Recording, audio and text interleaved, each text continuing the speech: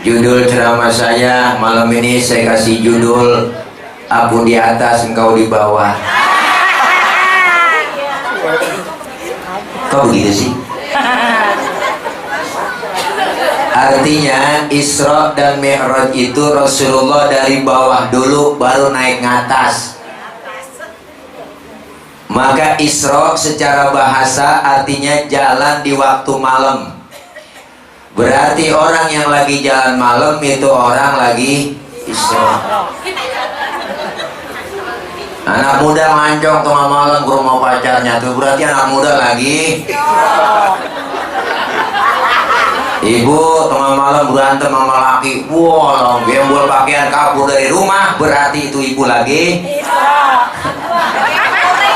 Mau kemana lo, Pak? Gue mau Isra. Jadi Isra dan Mi'raj ini hanya bisa diukur pakai nilai iman, nggak bisa diukur pakai otak. Kenapa? Karena otak kita kekecilan buat nerima peristiwa sebesar Isra dan Mi'raj.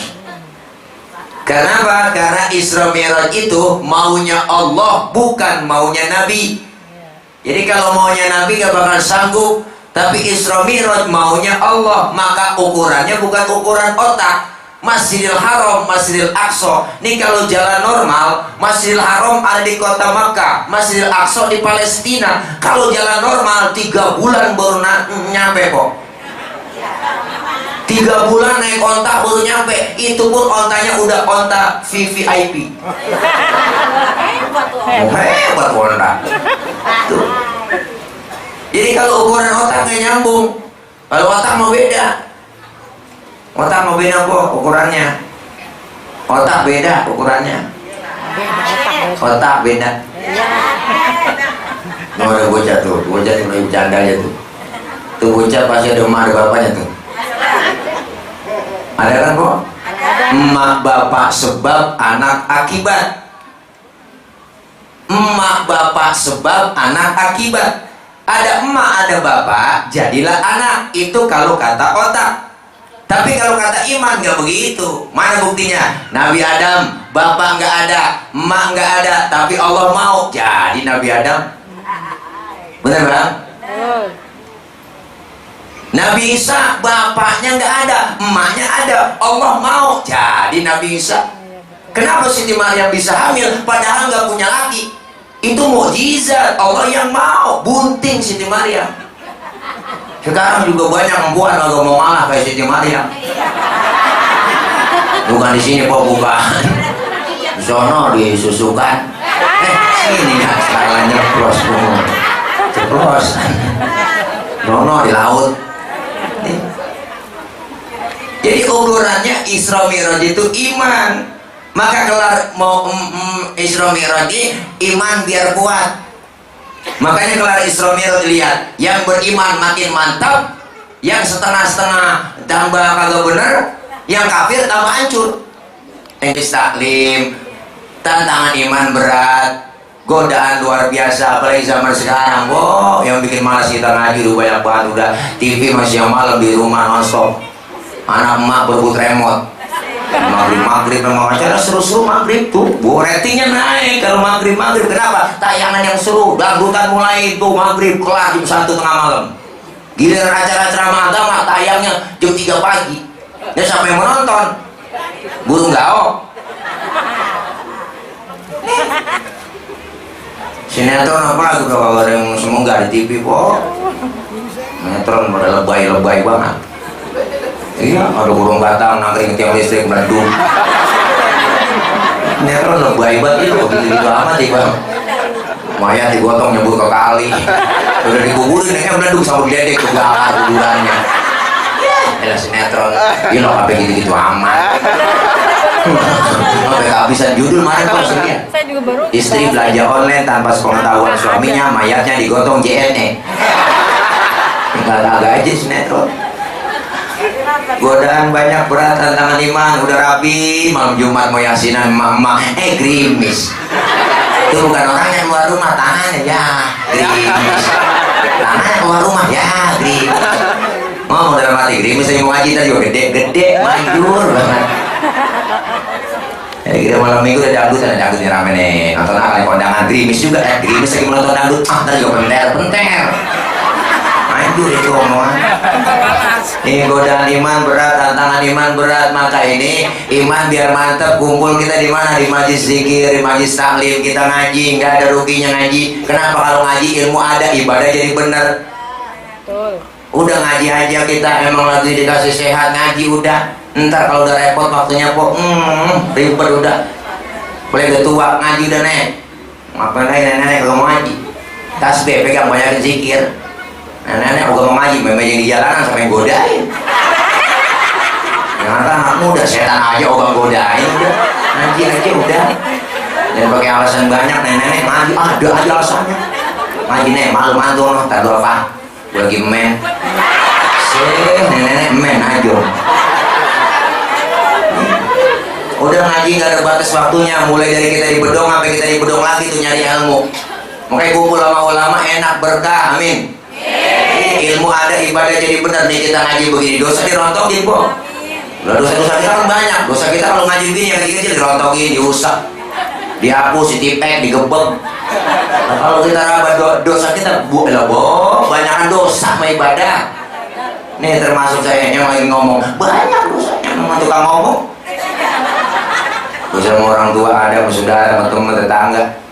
Sudah dosa sama laki, masa berkabrek. Kalau sekarang orang bikin dosa sama laki, nggak sengaja. Mau berangkat ngaji, laki diperintah. Gue ngaji dulu bang, ntar kalau hujan, di kemudian lo angkatin. Nah di sini model begitu ada. Ya Allah, kadang laki lagi tidur bangunin salah. Bangun bang, lu lihat jam berapa? Laki-laki tidur 9 jam. Terus salah tuh bini kok. Bang, nah ya orang mah bangunnya jangan begitu. Mbok aja yang melek ya jam ya. Gak nyuruh laki.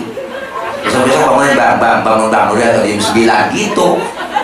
Orang kagak bangun bang, lu lihat jam berapa? Laki-laki tidur 9 jam. Dia aja yang melek ya jam. Dosa kita sengaja nggak sengaja banyak, makanya kita ngaji rontokin dikit-dikit dosa kita, alhamdulillah. Yang kedua pahalanya kita ngaji gede banget kok, ngaji aja udah. Datang aja ikutin guru kita bang, guru bawa kitab, ngikut aja bawa kitab. Guru kebet, guru tutup. Ngaji datang paling belakang, temen nanya, cing halaman berapa ini? Boleh kebet tuh bang. Datang udah dicatat pahalanya sama seperti sholat sunnah 1000 rakaat. Bayar 1000 rakaat boro-boro kok. Bayar terawih dengan jadwal imam. Apalagi 1000 terawih ya jadwal imam di pecing kan. Imamnya dia malam ini ya lama. Tidak ada terawih kita. Yang kedua pahalanya sama seperti kita mensolatkan jenazah 1000 jenazah. Pahalanya sama seperti kita nengokin orang sakit 1000 orang sakit. Pernah nengokin 1000 orang sakit? Wah, nggak pakai modal. Nengokin orang sakit minimal jeruk kok, udah bawa 2 kilo. Nengokin orang sakit kalau bawa rumah sakit. Sampai rumah sakit buah-buah orang sakit dimakanin. Gue mau bilang sakit usah gue ngapain ke rumah gua. Akal boh. Nih banyak kan dosa diangkat pahalanya gede. Orang ngaji nggak ada ruginya, makanya orang ngaji bu ilmu supaya dapat ibadah jadi bener.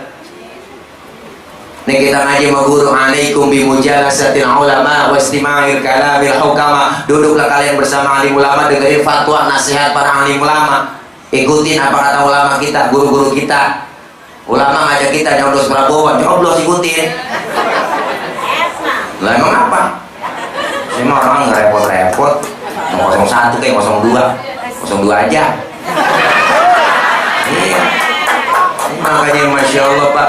Ilmu apa ikutin kita ngaji, kumpulkan dosa diangkat pahala dapat, ilmunya dapat, amin. Kalau ilmu apa? Dengan ilmu hidup jadi mudah. Orang ada ilmunya gampang bang. Nih saya ngomong begini di bangku di panggung nih. No yang di jalan-jalan kedengeran. Kenapa? Karena pakai ilmu. Ilmu apa Ustaz? Ilmu teknologi, sound system. Kalau nggak ada gini lecet gorokan. Ini kan ilmu nih. Ilmu nih. Ngomong pelan yang jauh kedengeran. Bikin mudah, ada ilmu mah. Lah kalau saya tablik akbar pun ribuan jamaah di lapangan saya cek sound bapak ibu yang di pojok sana kedengeran enggak. Ya berarti kedengeran. Ya dia nyaut. Kan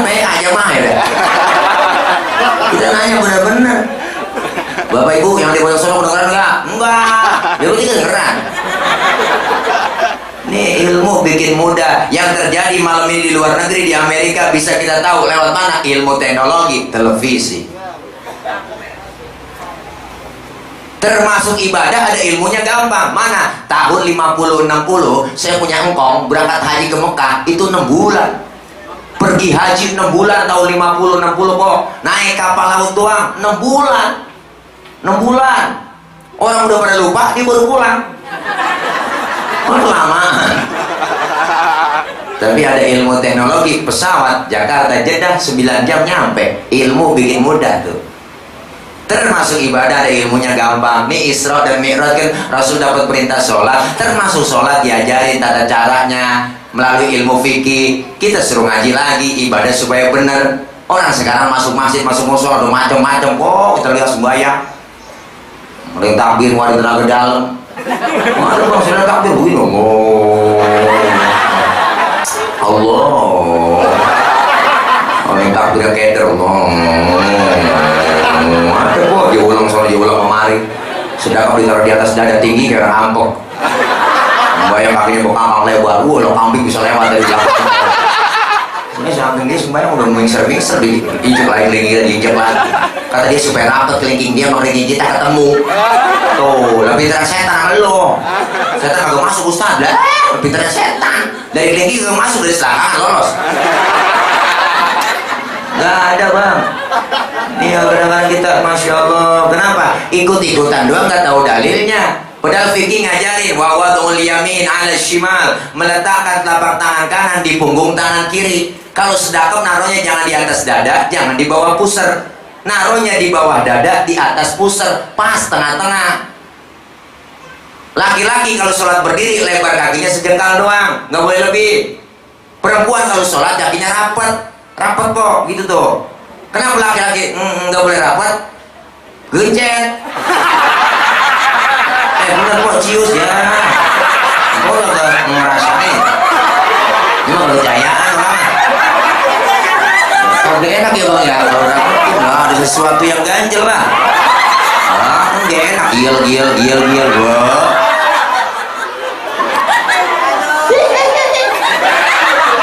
Ada aturannya. Perempuan sholat kakinya nggak boleh kangkang lebar begini, adem, timpangin seriwing. Ada aturannya. Semua diajarin di kitab fikih, dijelasin. Tuh makanya sholat kan diajarin dalam fikih itu as-sholatu lughatan ad-du'a. Sholat menurut bahasa artinya doa. Berarti orang yang rajin sholat, rajin doa, rajin minta. Berarti kalau rajin minta dikasih. Mintanya bagaimana caranya Pak Ustaz? Lah fikih ngajarin lagi. Wa syar'an hiya aqwalun wa af'alun wa muftatahatun bitakbir wa muhtatamatun bitaslim. Salat menurut syara, ucapan dan gerakan dimulai dengan takbir, diakhiri dengan salam. Berarti kalau sholat doa berarti minta tuh kudu pakai ucapan dan gerakan. Kalau minta kagak ngomong ribet. Mintanya kudu ngomong. Kalau minta kagak ngomong ribet kok. Anak minta beliin apa aja nggak ngomong, depan bapaknya begini tahu-tahu tangannya. Bapaknya bingung, ini minta beli motor apa sepeda tuh begini doang. Mintanya nggak ngomong. Ibu minta beliin cincin nggak ngomong, depan laki nyolek. Lakinya bininya begitu marah-marah. Lakinya tetap mahal ngapa tuh? Ini kalau minta kagak ngomong. Panjang po minta, kayak kode-kode minta aja.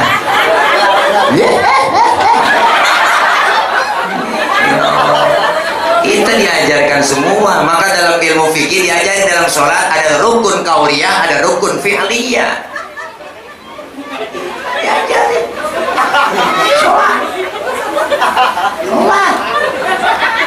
Kenapa? Karena Rasulullah langsung dapat perintah sholat melalui Isra dan Mi'raj.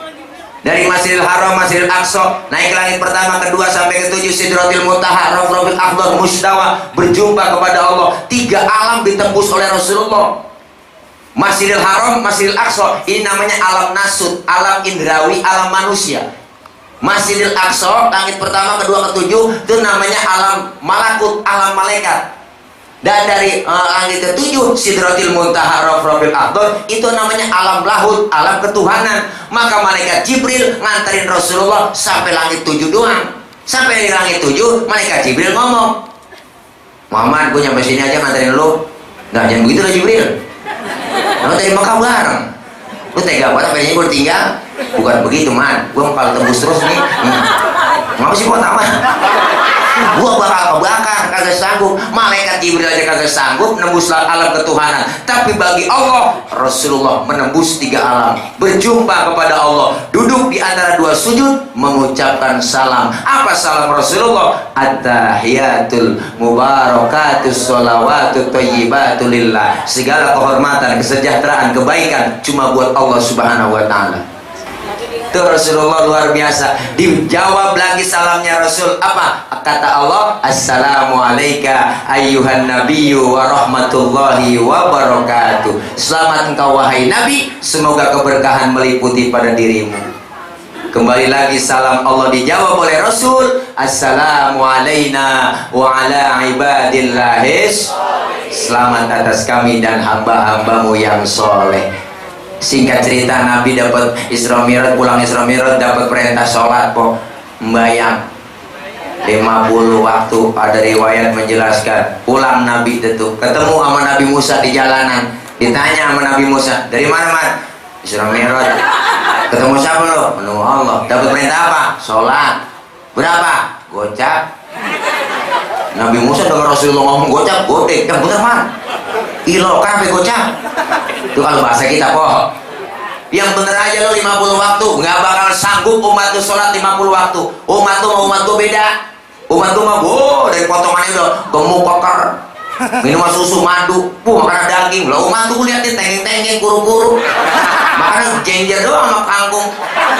Dan lu merah aja, merah kemana sih Nabi Musa? Merah sama Allah ngadep, minta diskon. Dikurangin 5, balik lagi ketemu 45, udah Nabi Musa kebanyakan masih balik lagi, mondar mandir, akhirnya sudah tinggal 5 kok ketemu lagi sama Nabi Musa di jalanan. Gue liatin dapat berapa rit lu mat balik, tinggal 5 ini Nabi Musa, masih kebanyakan 5, lu balik lagi dah, balik umat tuh kagak sanggup dah. Menurut gue mah gue ngasih tawaran doang. Kata Nabi kita, ya Nabi Musa, kalau gue balik lagi emang muka gue muka tembok. Lo malu, dari gocap sampai tinggal gotun. Dari 50 sampai tinggal 5, biarin 55 gue rawatin, gue bawa pulang. Tuh, oh jangankan yang gocap 50 waktu aja ya bang, yang 5 waktu aja tuh, yang 5 waktu doang tuh ya Allah. Kadang-kadang johor kena, asar terlepas, asar ketangkep, maghrib lewat, maghrib kena, isya lolos, apalagi subuh bablas udah kita. Kadang-kadang empong-empong bangunin lakinya 5:30 baru bangun, bang daripada kamu sholat ketinggalan jamaah di rumah aja bang, abang jadi imam, saya bilang jadi makmum.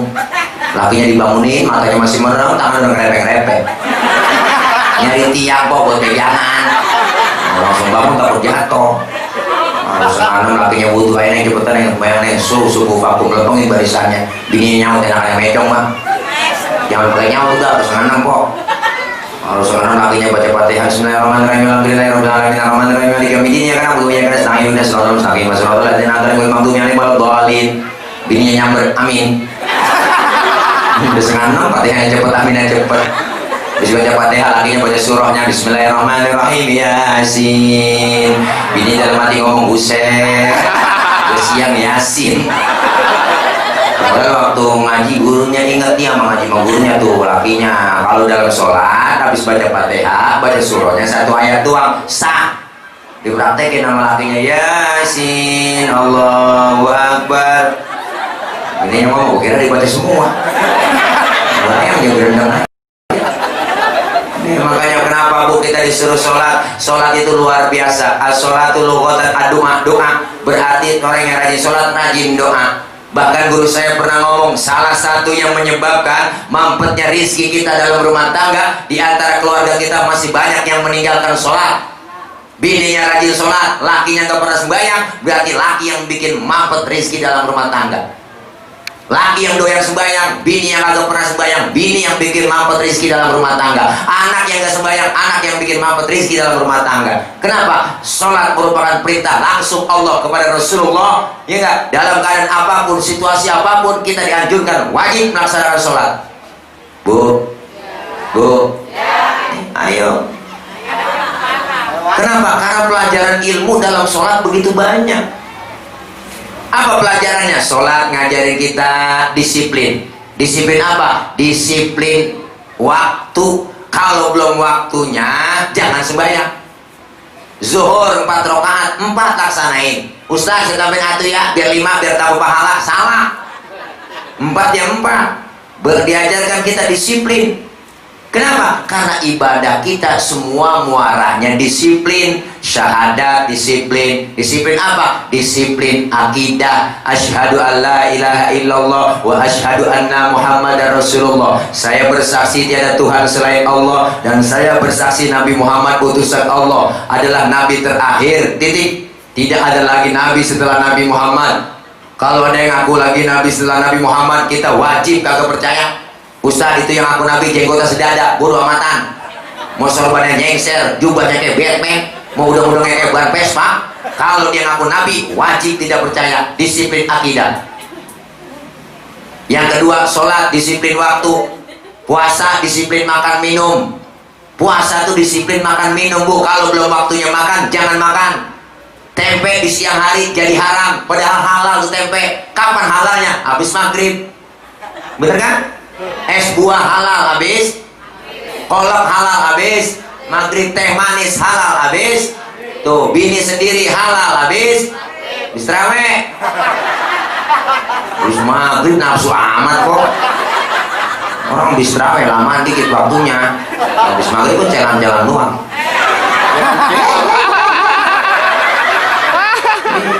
Disiplin makan minum. Semuanya ngajarin ibadah kita disiplin. Yang kedua, sholat mengajarkan kita apa? Sholat mengajarkan kita tawadhu, rendah hati, jangan sombong. Kenapa Pak, Bu? Anggota tubuh kita nih yang paling terhormat kepala. Nih kepala nih anggota tubuh paling hormat, terhormat, paling mulia. Orang kalau gak ada kepalanya bukan orang. Bener Wo? Tuh. Kepala kita nih yang paling terhormat. Maka kita kalau bikin KTP di kelurahan yang dipoto kepala.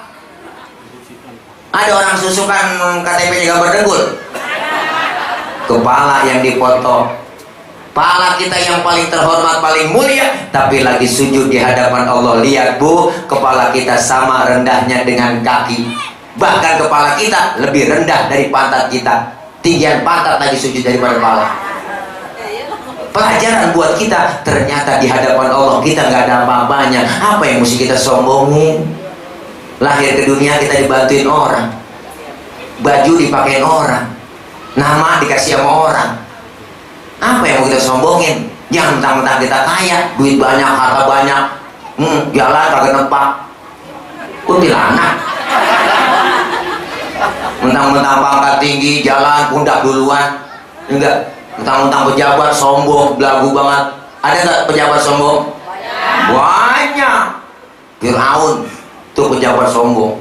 Makanya temennya pejabat sombong, temannya Firaun semua. Tuh, tang belum jadi doang, kita kan dirayu-rayu. Tenang aja Pak, kalau saya jadi jalanan rata, rata sama air. Wah. Iyalah, kita milih baik-baik sampai jangan sampai salah pilih Bu ya. Kita kepengen punya pemimpin tuh takut sama Tuhan dan sayang sama rakyat. Karena kan banyak kan takutnya sama atasan doang, bukan takut sama Tuhan. Percis anak muda tengah malam naik motor, lampu merah nyodok terus, wah diberhentiin sama polisi di depan. Prit, berhenti. Siapa? STNK? Punya Pak. SIM? Ada Pak. Tahu lampu merah? Ya tahu Pak. Kenapa jalan terus? Saya kagak tahu ada Bapak. Enak bener nyautnya, saya kagak tahu ada Bapak. Itu namanya disiplin masih ditongkrongin. Maka kita pengen punya pemimpin yang sayang sama rakyat, ya Bu, yang takut sama Tuhan, takut sama Allah. Kalau takut sama Allah, nggak kena Di mana aja ingat nama Allah, mau korupsi kagak jadi. Jangan ngomong doang, pejabat dengan penjahat beda tipis. Hari ini jadi pejabat, bisa jadi penjahat. Kenapa? Karena biaya jadi pejabat rada gede, maka banyak ditangkap KPK. Dia yang ketangkap KPK. Ya Allah, Pak. Kenapa kita pengen tuh rakyat tuh sekarang pengennya yang jelas-jelas aja ya, Bu? Iya, Bang. Iya, kita pengennya nggak muluk-muluk, kepengenan rakyat nih. Anak kita bisa sekolah gratis, kesehatan gratis, lapangan kerja ada, sembako murah, segitu doang udah. Kagak muluk-muluk pengenan kita ya, Po. Beres sudah segitu ya, Po ya. Beres sudah. Tuh, the power of mama udah ngomong. Iya, pengennya begitu aja udah, jangan pakai muluk-muluk kepengenan kita. Makanya kita bisa pilih jangan. Selesai sholat kita salam kanan salam kiri. Ini satu pelajaran buat kita lagi. Apa? Dalam hidup bermasyarakat kudu tengok kanan tengok kiri. Tengok saudara kita yang masih butuh uluran tangan kita. Masih banyak anak yatim, dikasih kelebihan harta jadi orang kaya. Jangan pelit, medit, korek, butut gasiran, pantat kuning, buat nonton. Orang kalau pantat kuning buat nonton udah parah, Bang. Ini tuh kopi apa sih dijemur lagi, saking pelitnya tuh orang. Maka launya ikan habis, malah digerepuk semua. Kucing bangun di kepala. Apalagi ibu-ibu sekarang masak pakai presto, tulang hancur semua di presto dia. Kucing pada burus, gak bisa tulang. Nih jangan medit semuanya. Hidup enak adanya orang lain ya, Bu. Orang disebut kaya kenapa sih? Karena ada yang miskin. Nggak mungkin disebut kaya kalau nggak ada yang miskin. Maka kita diajarkan kebersamaan, kekompakan melalui Isra Mi'raj. Mana? Sholat berjamaah. Masuk ke masjid, masuk ke musola. Tuh musola masjid aturannya ada. Siapapun masuk musola, masuk masjid, copot sendal, buka sepatu. Itu aturan. Biar kata dia RT banget kalau masuk musola, copot sepatu, teh. RW masuk musola, buka sepatu. Lurah masuk masjid lah buka sepatu. Camat masuk masjid, copot sepatu. Gubernur masuk masjid, copot sepatu. Nur. Presiden masuk masjid, buka sepatu. Tuh pinter anak-anak. Ya Allah, kalau udah masuk semua kan enak. Jangan usir kalau udah masuk masjid mah. Orang mau datang dari mana kek? Lu datang dari mana, Bang? Dari Kidul, ada Kulon. Dia dari mana? Dia dari Ruwaitah itu, ada Kulon. Lu dari mana? Gue dari Kulon, ada Kulon juga lu. Semuanya sama kok di hadapan Allah. Kalau sudah masuk masjid, jangan ngomongin soal warna kulit. Warna kulit begini kita mesen. Kita kagak mesen. Jangan ribut soal warna kulit. Potongan muka kita begini, kita kagak mesen. Jangan ngatain orang. Karena mulut usil banget. Tuh orang hidungnya lucu ya, hidung orang juga cair. Orang kagak mesen. Yang kita kagak mesen jangan kita ributin, bener Bang? Jangan seribut soal suku kok di masjid. Dari suku apapun dia dilahirkan, kalau dia muslim, dia saudara kita. Cinta suku mah boleh, fanatik suku yang kagak boleh. Jangan pakai ngomong, ya saya mau kagak udah keren ceramah. Emang apa? Yang ceramah bukan orang Sunda. Emang Nabi Muhammad orang Ciamis. Ini namanya fanatik suku, nggak boleh. Kita dibeda-bedain, semua beda suku, beda bangsa. Supaya apa? Lita'arafu, saling kenal. Orang Betawi nggak boleh ribut sama orang Jawa. Jangan ribut. Kalau Betawi ribut sama Jawa, kontrakan kosong. Jangan ribut. Betawi nggak boleh ribut sama orang Batak. Kalau Betawi ribut sama Batak, nambel ban sama siapa? Kita ribet. Kita kudu kompak bersatu. Masuk ke masjid, sholat berjamaah, menyembah Allah Tuhan yang sama, menghadap arah kiblat yang sama, dalam sholat bacaannya sama, gerakannya pun sama, pun dalam sholat pakai bahasa yang sama. Ini makna Bhinneka Tunggal Ika, beda, tapi satu tujuan. Islam udah ngajarin Pancasila lebih dulu. Lihat mana? Lihat melalui sholat jamaah. Udah ada duluan Islam ngajarin. Kalau sholat pakai bahasa masing-masing, rame masjid. Ya, coba dah cek. Kalau pakai bahasa masing-masing, maju takbir yang Sunda, Gusti Allah nu ageng. Malaikat nyaut dan silai euy. Iya, datang lagi teman kita sebelah yang orang Padang. Allah nan gadang. Malaikat nyaut rancak benar. Amin. Yang usia teman kita dari Ambon. Allah siada lawan.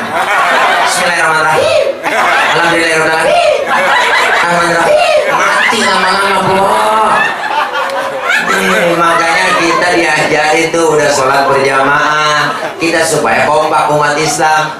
Batuk dulu. Tuh sholat berjamaah kita suruh kompak. Kalau sudah masuk masjid semua bu, masuk masjid, sholat berjamaah terapin. Kalau dalam jamaah ada imam, ada makmum. Kalau makmum siapa aja boleh bang, lah makmum. Ustaz itu dia kan tukang mabok, boleh nggak jadi makmum? Lah boleh, lah timbang makmum. Bacanya sedengar kagak fase Ustaz, boleh jadi makmum? Boleh, timbang makmum. Ketinggalan satu rakaat aja boleh. Maka dalam ilmu fikih nggak ada bab pemilihan makmum, nggak ada. Yang ada bab pemilihan imam. Imam memimpin orang banyak. Kalau imamnya bego, makmumnya goblok, kacau sembahyang. Dulu kejadian bang, tahun Jibon. Ini masukin ke mobil saya bang.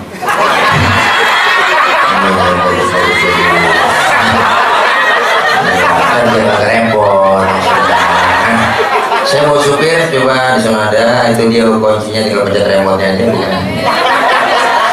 Ini pede banget, sebetulnya buat saya dia.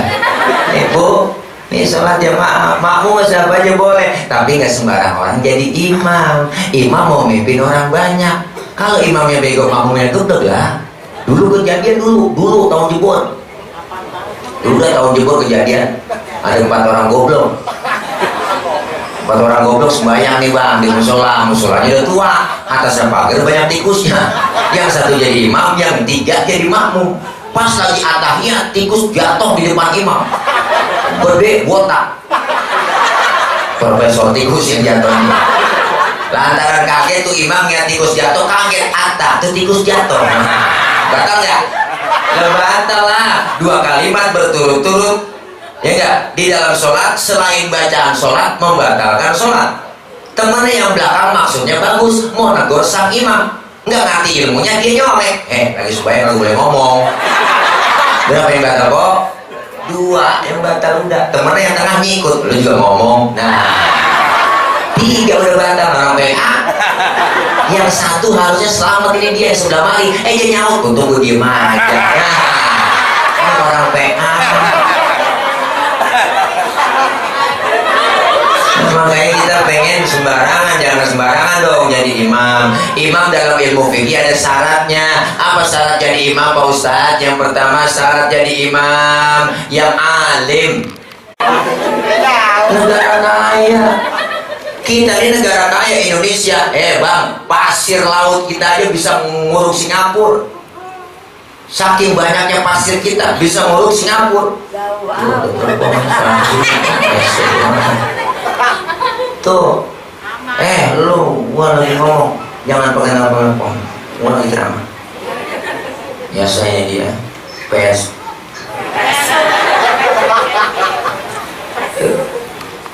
Negara kaya, laut kita paling kaya bu, ikan laut kita banyak banget bang. Makanya tuh Cina, Jepang, Taiwan langganan nyolongin ikan di laut kita. Dia kalau nyolong pakai kapal pabrik. Dia turunin kapal ke laut, dia sedot itu ikan masuk ke dalam kapal, keluar tuh ikan udah di kaleng, jadi sardin. Hebat namanya kapal pabrik. Kalah kita sama Jepang, kita tinggalin masih negel aja negel. Kagak maju-maju negel aja. Orang udah pakai kapal pabrik masih negel aja. Masih mancing aja mancing lah, kagak maju-maju. Orang mancing mah nyembur. Negara kaya kita, kenapa rakyatnya miskin, rakyat dikasih raskin? Ketega itu pemerintah. Ya Allah raskin kok. Ya Allah, ayam aja dikasih raskin gede. Orang udah susah dikasih raskin. Orang kaya makan raskin juga, nggak dimakan dia jual. Orang kaya mau beda, berasal bukan raskin, raskai. Kita kadang-kadang aneh negeri kita. Makanya kita cari pemimpin yang alim. Kalau jadi imam yang alim pilih. Ustaz sama-sama alim Ustaz. Di kampus saya 2 orang alim ini. Caranya bagaimana ya? Milih jadi imam. Kalau sama-sama alim, syarat fikih yang kedua apa? Yang fasih bacaannya. Yang fasih. Yang enak ngomongnya. Yang santun. 4 tahun setengah saya difitnah, dikatain. Hari ini saya katakan di Jogja, saya lawan. Saya galak banget.